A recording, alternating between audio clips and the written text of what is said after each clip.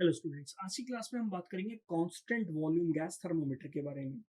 इससे पहले की क्लास में हमने लिक्विड थर्मोमीटर के बारे में डिस्कस किया है, जिसमें कि हमने ये देखा कि टेम्परेचर अगर हम बढ़ाते हैं तो वॉल्यूमेट्रिक एक्सपांशन की वजह से हम टेम्परेचर को क्या कर सकते हैं, मेजर कर सकते हैं। ओके, तो वहां पर वॉल्यूमेट्रिक एक्सपांशन एक थर्मोमेट्रिक प्रॉपर्टी बन गई, जिसकी वजह से हम टेम्परेचर को क्या कर सकते हैं, मेजर कर सकते हैं। और वहां पर हमने क्या चीजें सीखी कि थर्मोमीटर जो होता है वो जीरो लॉ ऑफ थर्मोडायनेमिक पे काम करता है। ओके, आज की क्लास में हम देखेंगे कांस्टेंट वॉल्यूम गैस थर्मोमीटर। सबसे पहला पॉइंट तो ये है कि जब हमारे पास लिक्विड थर्मोमीटर था तो हमने कांस्टेंट वॉल्यूम गैस थर्मोमीटर क्यों यूज किया। लेकिन गैस थर्मोमीटर में हम थर्मोमेट्रिक सब्सटेंस क्या यूज करते हैं, गैस यूज करते हैं। यहाँ पर एक पॉइंट आपने नोटिस किया कि थर्मोमेट्रिक सब्सटेंस जो होगा, थर्मोमेट्रिक सब्सटेंस वो क्या होगा, एक गैस। ओके, इसका क्या एडवांटेजेस है। जैसे कि हमने इससे पहले थर्मोमीटर में हमने लिक्विड यूज किया, और वो लिक्विड क्या था, अल्कोहल और मर्क्यूरी। लेकिन इस थर्मोमीटर में हम क्या यूज करेंगे, गैस यूज करेंगे। तो गैस के अपने एडवांटेजेस हैं। सबसे पहला एडवांटेज तो ये है कि गैस का जो थर्मल कोफिशिएंट ऑफ एक्सपांशन होता है वो लिक्विड के कंपैरिजन में ज्यादा होता है। तो एक इंपॉर्टेंट पॉइंट है कि इसमें थर्मल कोफिशिएंट ऑफ एक्सपांशन और गैस का अल्फा से हम शो कर सकते हैं। इसको हम बोलते हैं thermal coefficient of expansion. Okay, thermal coefficient of expansion.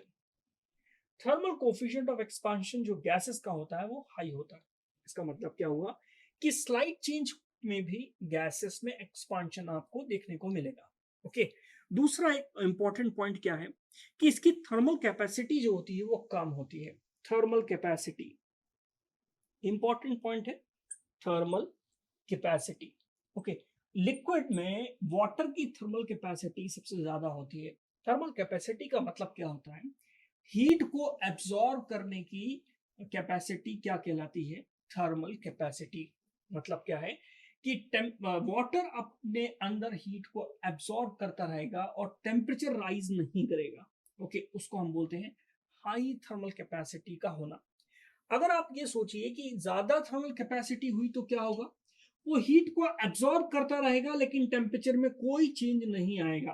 तो क्या इससे हम टेम्परेचर मेजर कर पाएंगे, बिल्कुल नहीं। अगर हम लिक्विड की बात करें तो लिक्विड की थर्मल कैपेसिटी जो होती है गैसेस के कंपैरिजन में क्या होती है, ज्यादा होती है। गैसेस की थर्मल कैपेसिटी कम होती है। ओके, गैसेस की थर्मल कैपेसिटी कम होगी तो उसका मतलब क्या है, गैसेस अगर हीट को एब्जॉर्ब करेंगी तो तुरंत ही उनका टेम्परेचर क्या हो जाएगा, बढ़ जाएगा। इससे हम ये बोल सकते हैं कि स्लाइट चेंज इन टेम्परेचर को भी वो क्या कर सकता है, मेजर कर सकता है। इसलिए thermo thermo constant volume gas thermometer liquid thermometer के कंपैरिजन में क्या होता है, अच्छा होता है, क्योंकि वो स्लाइट चेंज को भी क्या कर लेता है, मेजर कर सकता है। ओके, तो थर्मल कैपेसिटी कम होने की वजह से क्या होगा, थर्मल कैपेसिटी कम होने की वजह से टेम्परेचर जो स्लाइट चेंज इन टेम्परेचर है वो भी हम मेजर कर सकते हैं। Slight change in temperature, slight change in temperature can be measured, slight change in temperature can be measured easily.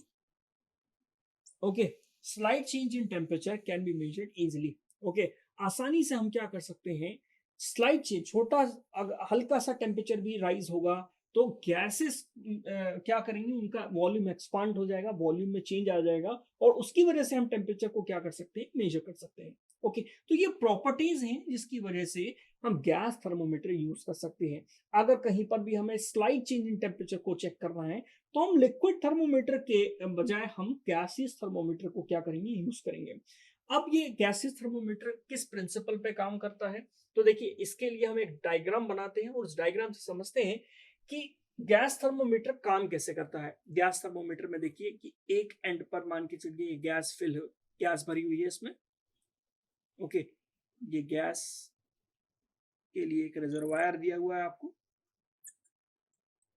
Okay, इससे ट्यूब कनेक्टेड है, इस तरह से ट्यूब कनेक्टेड है।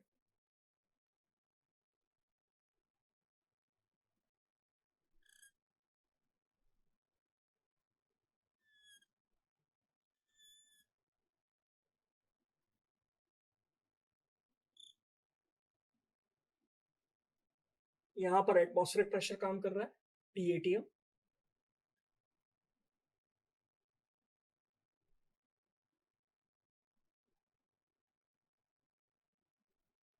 ये एक सब्सटेंस है M, इसको हम M बोल देते हैं।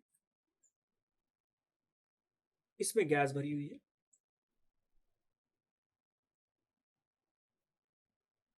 इसको बोल देते हैं M।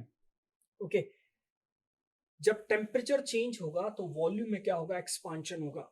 ओके, वॉल्यूम में एक्सपांशन होगा। इस हाइट को हम क्या बोल देते हैं, H। और यही हाइट कैलिब्रेटेड है किसके साथ, टेम्परेचर के साथ कैलिब्रेटेड है।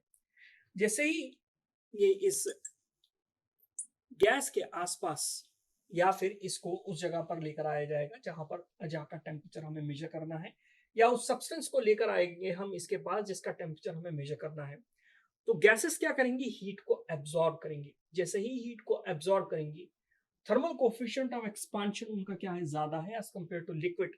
तो गैसेस में क्या होगा, एक्सपांशन होगा। जब गैसेस में एक्सपांशन होगा तो ये इसको इस तरफ नीचे की तरफ पुश करेंगी, नीचे की तरफ पुश करेंगी तो ये इस हाइट में क्या आएगा, चेंजेस आएंगे।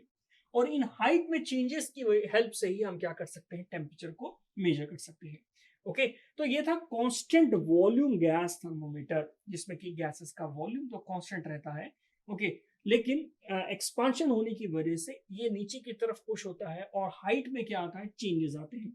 हाइट में चेंजेस को हम क्या करते हैं, टेम्परेचर से रिलेट करते हैं, टेम्परेचर से कैलिब्रेट करते हैं।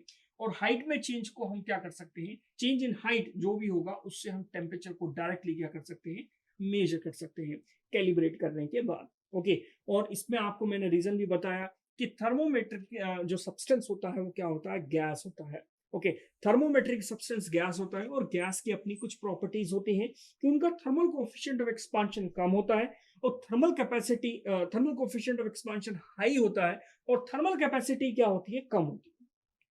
इन दो रीजंस की वजह से हम constant volume gas thermometer use करते हैं, जहां पर हमें स्लाइट चेंज इन टेम्परेचर को मेजर करना है। ओके, तो आज की क्लास में हमने देखा कि कांस्टेंट वॉल्यूम गैस थर्मोमीटर क्या होता है और उसके एडवांटेजेस क्या है as compare to liquid gas thermometer.